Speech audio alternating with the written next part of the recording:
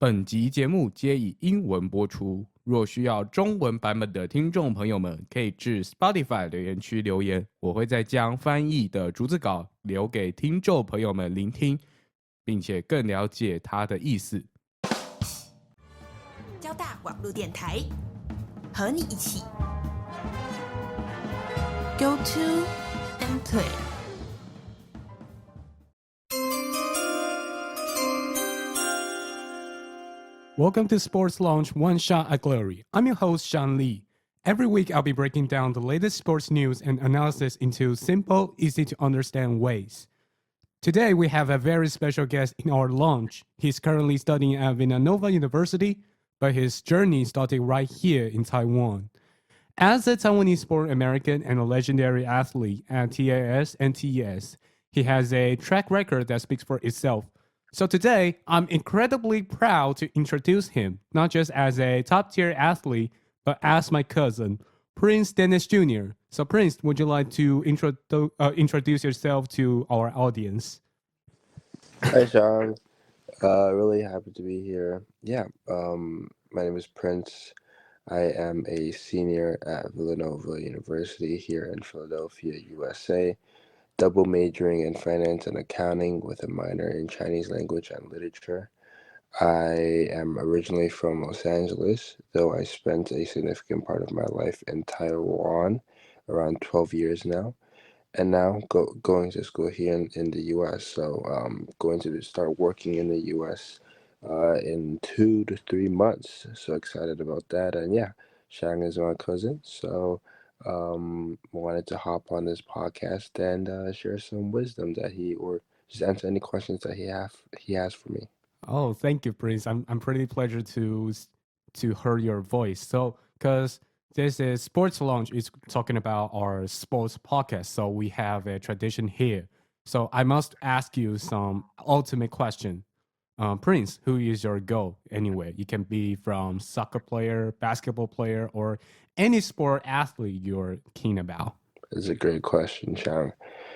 I would say, for each sport, there are, their own goals respectively. Yes. Like for football, there's Tom Brady. But then the two that I look up to the most, I guess for myself, one would be for basketball, LeBron James. I really do think he's the greatest of all time.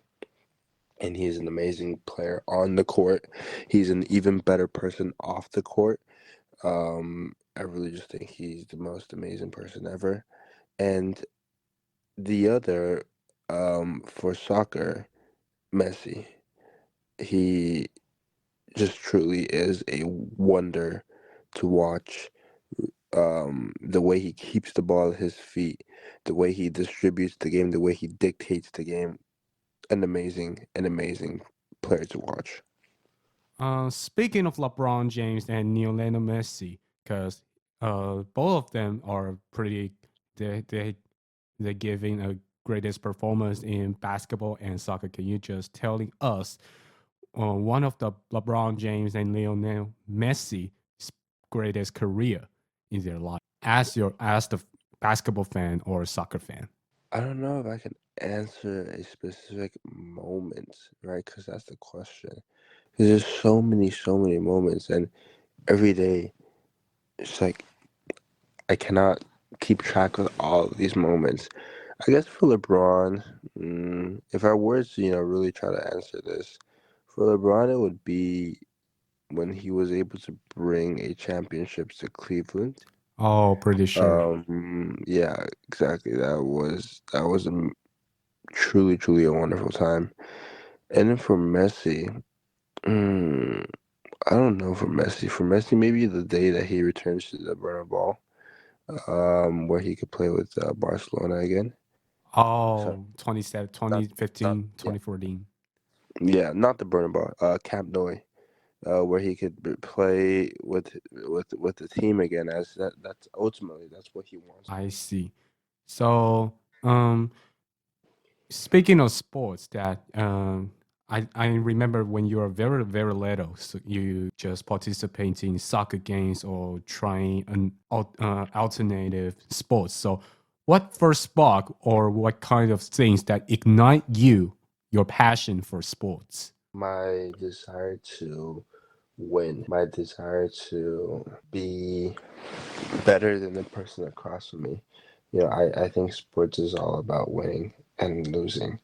You win and you lose. You have to learn how to lose graciously.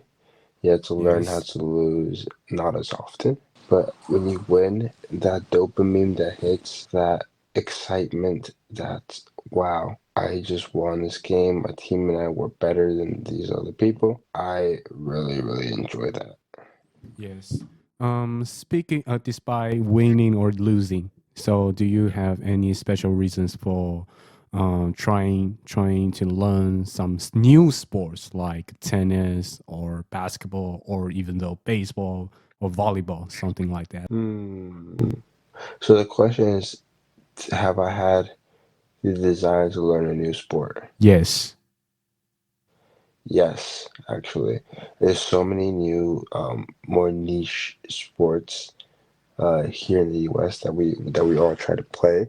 One of Yes. them is called pickleball. I've been wanting to learn and get better at pickleball every single time I see a pickleball or come across pickleball. There's also, I think badminton is one that I just like playing quite a lot, but I'm not too good at. It's pretty easy in terms of the movement, in terms of like how sweaty you get. So badminton is also one that I want to get better at just because of the context behind it. Oh, I see. And thank you for your sharing story. And I know you play basketball, soccer, and tennis. And I remember in 2 or 3 years ago that during dinner you said that you're hitting the golf course every weekend, or even though in your leisure time. And before you answer me, you said that you have tried to play pickleball. So if you have to pick one favorite, what would it be and why? It's a great question, actually. I gotta think about this really quickly. So, wait, Yes. can you repeat the question again? Asking again. Yeah. Just if you would have to pick one favorite sport, and what would it be? And can you telling us the reason? I would say this is such a hard answer because if I were to play the sport, then it would be soccer. But then if I were to just like watch the sport, then it would be basketball. I think I'll go with basketball, Yeah. because for soccer, I love watching soccer as well, but it's just a little bit slower paced for me.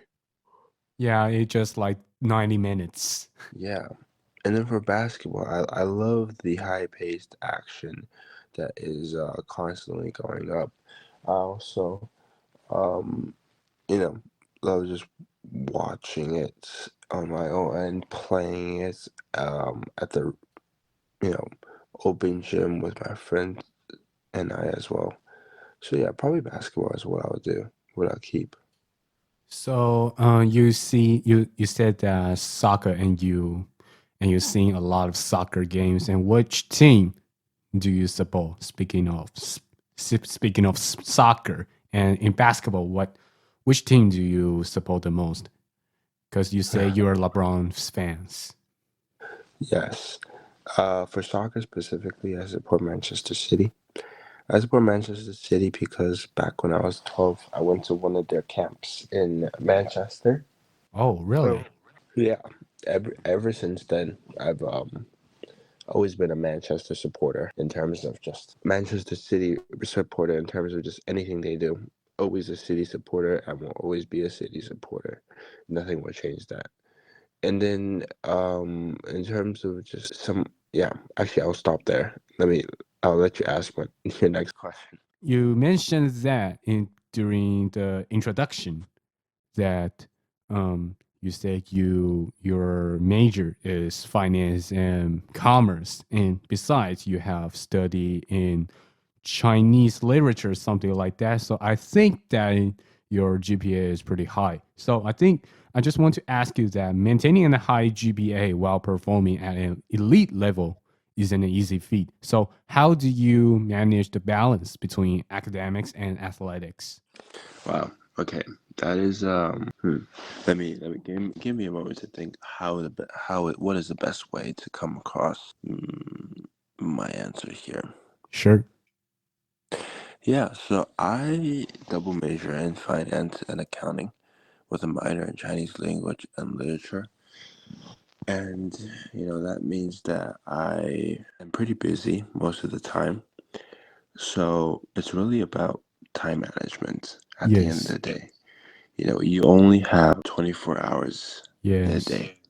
You're going to spend, let's say, 8 to 9 of that sleeping. And then you have to spend like another couple eating, just relaxing, whatnot. So you're really down to only maybe, let's say, 8 hours of actual productive working time, 8 to 9 hours of actual productive working time. And the way that you approach these 8 to 9 hours is so crucial. What I mean by that is I try to have a schedule. Okay, I know what I need to get done in a day, and then I'll try to make sure that I get everything that I need to do. Can you tell me So, your schedule in your day? yeah, I don't have it. See, that's the other thing that I was just gonna get at. I don't have a fixed schedule for every single day because every single day is different. So Yes. every day I'll wake up and then I'll determine what I need to get done that day, right? And then I make a schedule around that. So like it's not like I'm waking up at, I don't know, 10 a.m. every single day or 8 a.m. every single day.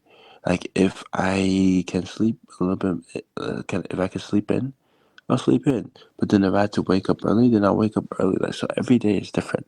There's no set schedule day to day. But what I was trying to get at earlier is that, you know, figure out what you need to get done that day and then craft a schedule around that.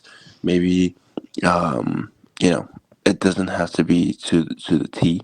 Like it doesn't have to be 7 a.m. to 8 a.m. I'm doing this one thing. Maybe it could Yes. be like 7 a.m. to like 8:30. Maybe I do this thing and maybe I do a little bit of this other thing as well. But it just has to be something that can help you get through the day. Yes.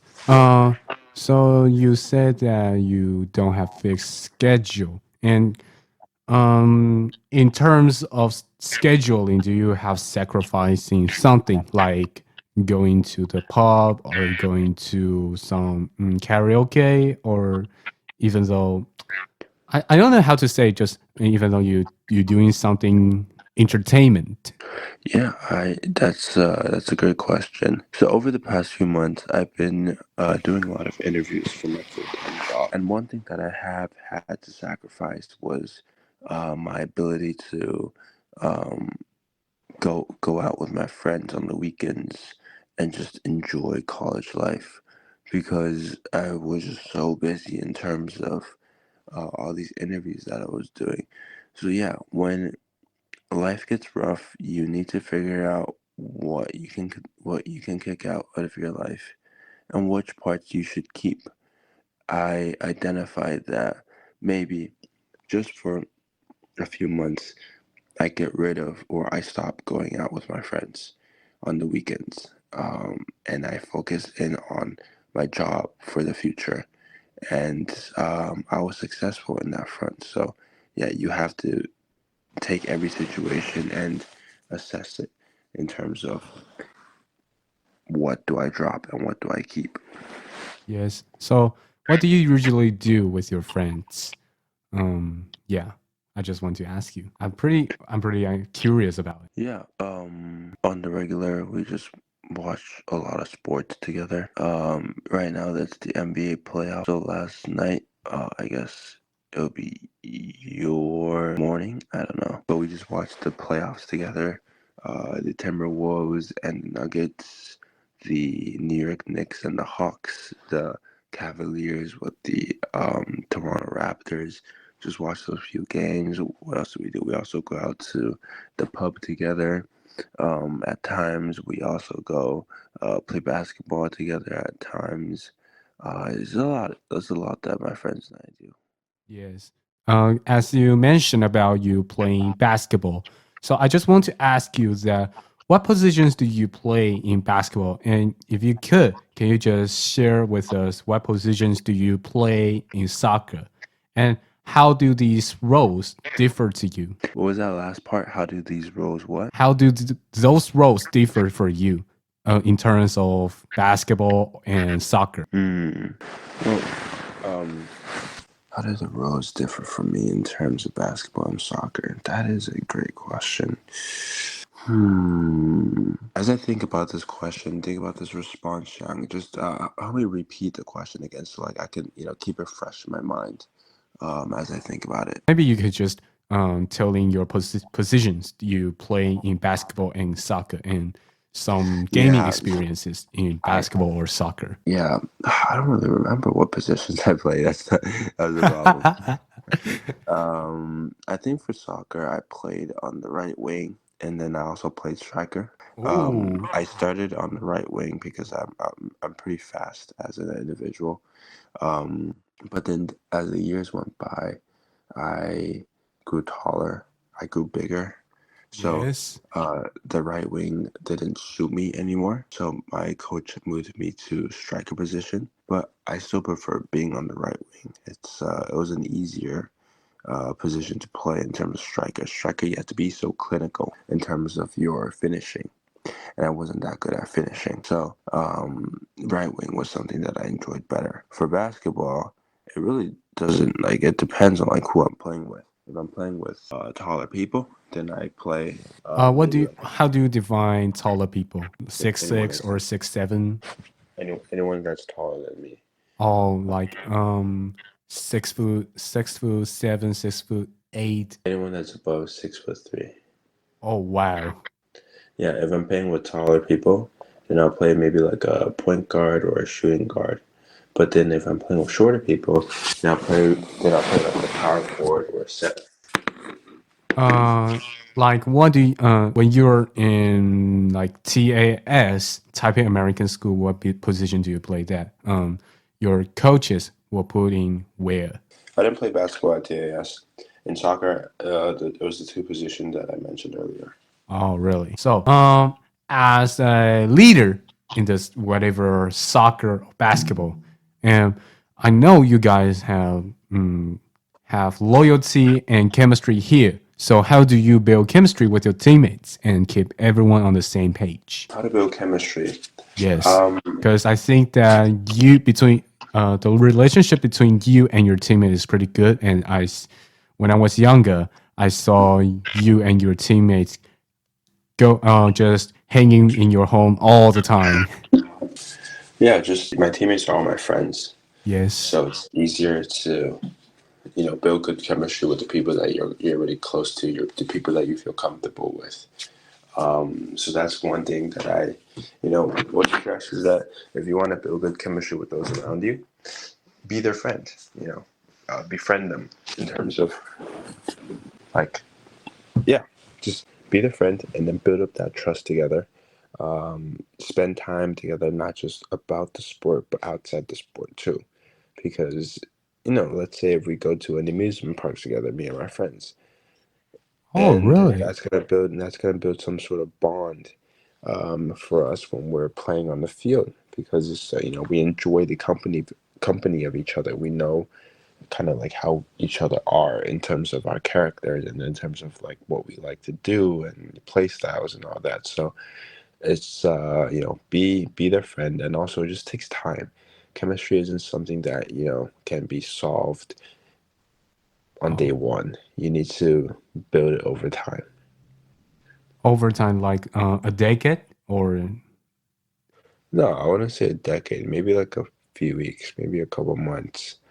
A few weeks, because let's say you really click with somebody, you really like how they operate, then you take them in, or a couple of months, because it might take a bit slower to get to know someone really, really well. And that's how chemistry develops, is when you get to know someone really, really well.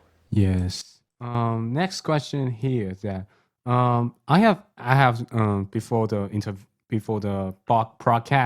podcasting, and I saw a lot about your game, and I think you have a talent, you have a gift for core vision. And my parents told me as well, you have incredible core vision. So how did you cultivate this ability? And is it something you can practice, or is it just pure instinct? When you say core vision, what do you mean by that? You can see whatever teammates want, or even though you can, in basketball term, you can assist in a good way, or even though you can just stand out for helping your team into victory, something like that, and making the offense become better and better. Yeah, well, thank you first for the compliments. That was really nice. In terms of core vision, I don't know. I think it might just be something that comes naturally. It's either you have it or you don't. Like sometimes you just see the pass and for your teammates, and you make the pass, whether that's basketball, whether that's soccer. It's both is the same. Like I see the vision in my head. I see my teammate that's running ahead of me. I see where the value is if I give a pass to him in the most perfect possible way, and I make that pass. So it's really just about, I think, experience in terms of, if you really, if it's not natural, then it's experience in terms of like, and this goes back to chemistry actually too. Just understanding the people around you, understanding the situation, because you've been in a situation like that a couple of times, and just making the right play. Yes. So what teammate usually state about you? What kind of impression speaking to you, to your teammates? What do you mean by that? Because you said you have pretty good performances and making teammates admire you. That I just want to think. I just want to know the compliments about your teammates speaking of you. Oh, what they say in terms of when it comes to me, is that the question? Yes. Okay. Yeah, well, they all say that I'm very caring. They all say that I'm very positive. I'm a hard worker. I will get it done no matter how long that takes me. I'll, not even just about the sport itself, just if I am tasked with something that I don't understand, I will make sure that I understand it eventually, right? So, I want to learn. My desire and my drive to learn is great. And just, yeah, I think those are a couple of compliments that they will give me. Okay. I think that I could have definitely framed my answer better there, but then I think that's the gist of it. I think that's a great answer. I think this is a great answer, because for me, I don't know how to answer it. Yeah, it's something that it takes time. It takes a while to figure out like what you truly are good at. Yes. So, as you mentioned, you have playing soccer and playing basketball, and I have joined you for minor career. As I know, you started with soccer and transitioned to basketball at your age at 15.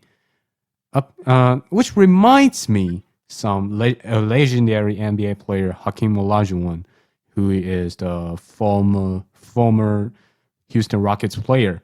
What motivated you to switch to basketball, and what skills or something like footwork or agility did you carry over from the pitch to the court? I guess to start off is that I never really switched. Oh, I just really? played basketball on the side for fun. It's not something that I take like entirely serious. Like I did play junior varsity once, one season at TAS, but other than that, I usually just play mostly for fun, and I play a little bit here at Villanova as well. But in terms of what translates over from soccer to basketball, definitely the hard work, and what I mean by that is not like the actual work itself, but also just the constant need to run up and down the Yeah, court. like all the Like time. all the time. Like in soccer, you run up and down the field the entire time. In golf, no, sorry, not golf. What am I talking about? In basketball, you run up and down the court all the time as well. So it's like, you have to have the stamina. Stamina is one thing that translates to every single sport that you play. In terms of agility, it's always nice to be nimble on your feet. In terms Yes. of, when it comes to basketball, knowing how to defend the best players the right way. Yeah, I think those are the two biggest ones that translate over from soccer to basketball. Because you speak about your position in football. Maybe like soccer, you say you are right wing. What kind of elements, what kind of keys to being a good right wing in soccer?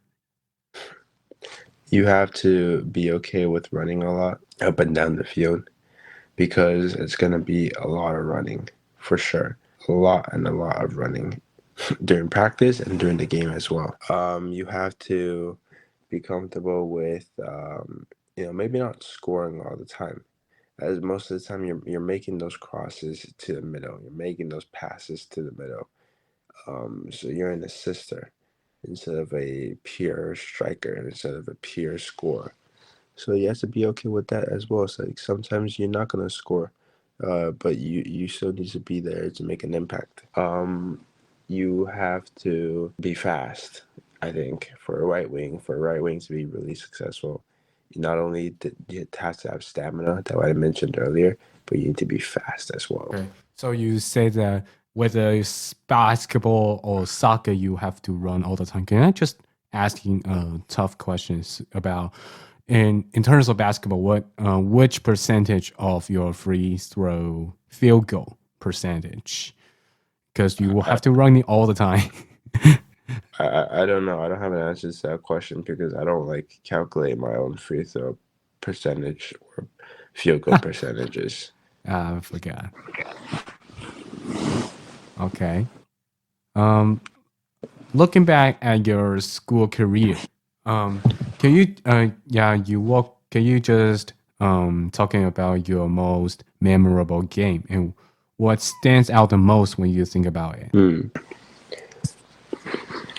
So I'll take you back to senior year, our Yes. last soccer game ever, because it was my senior year season. So the next season I'm gonna go off to college, right?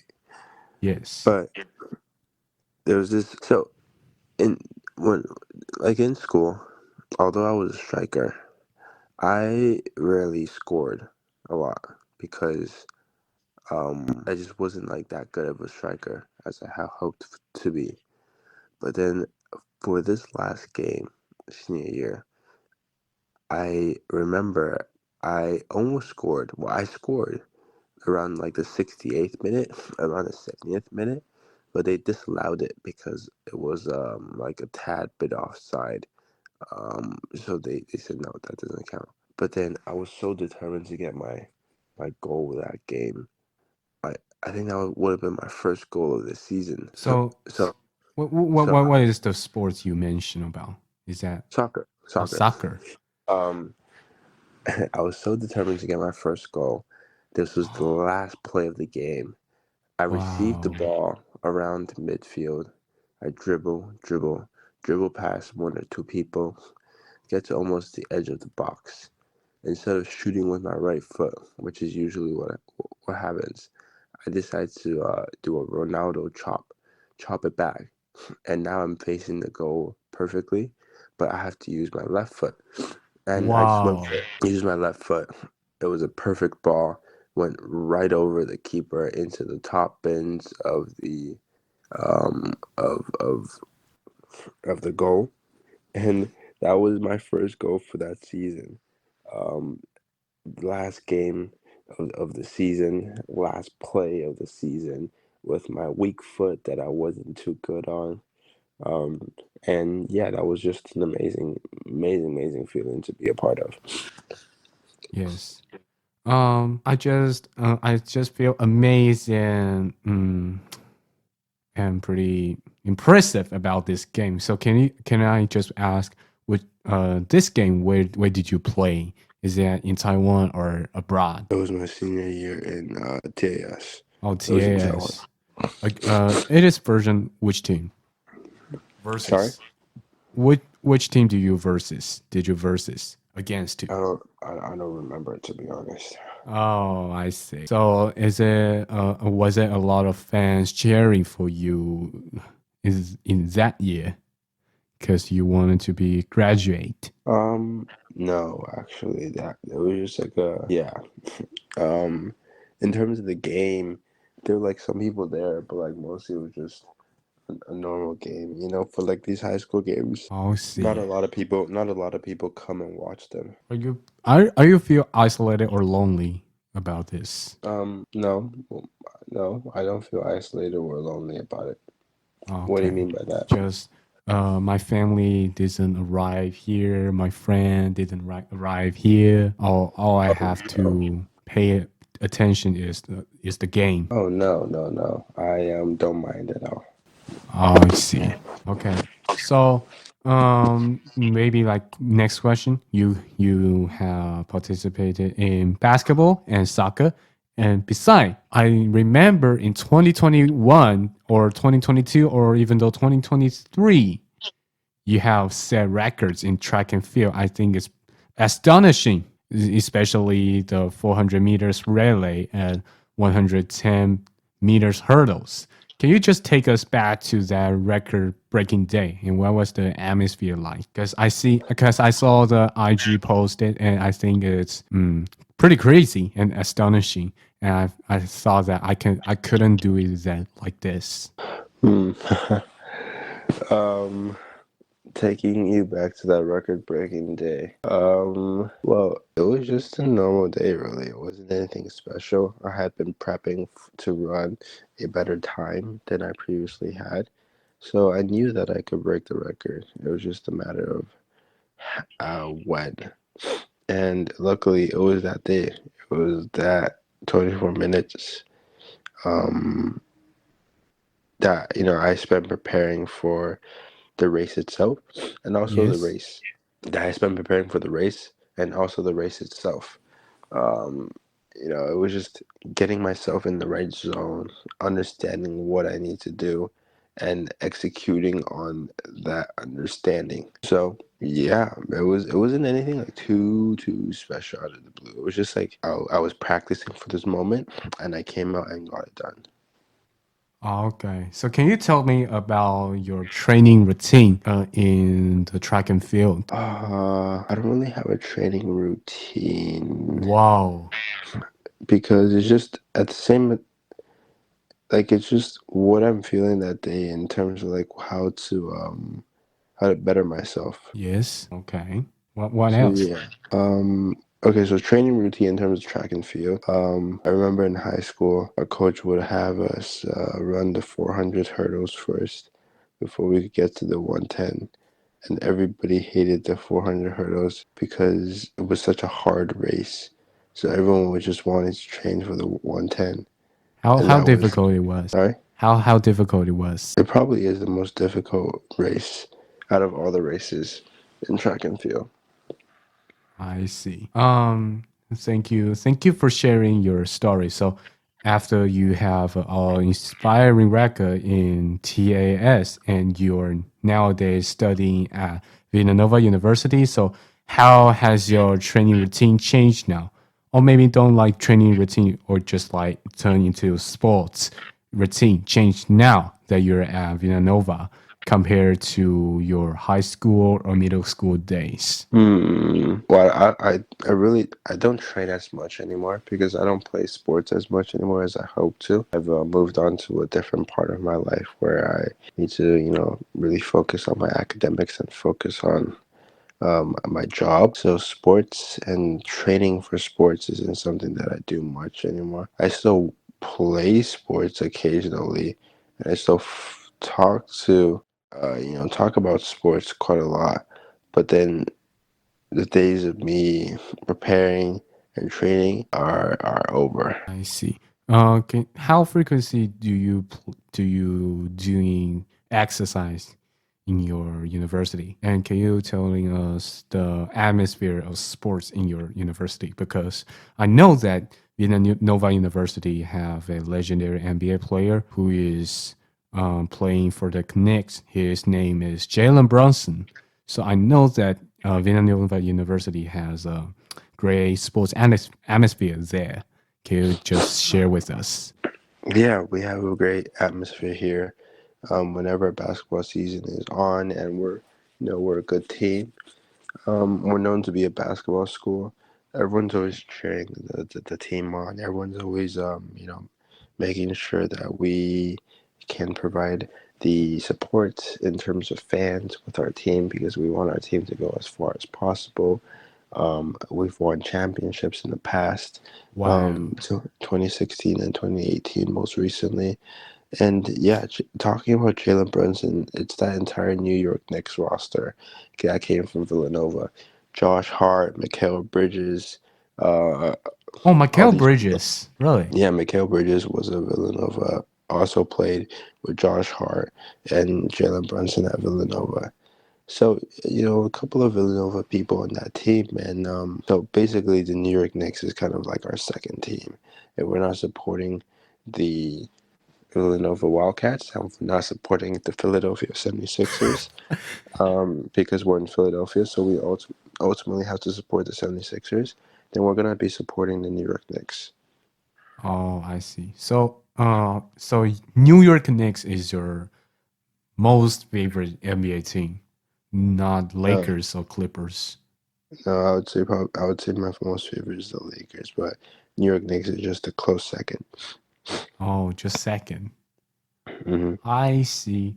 Can you just I remember during eating in Tibacani, and you have shared with me that Pau Gasol retirement, and I'm pretty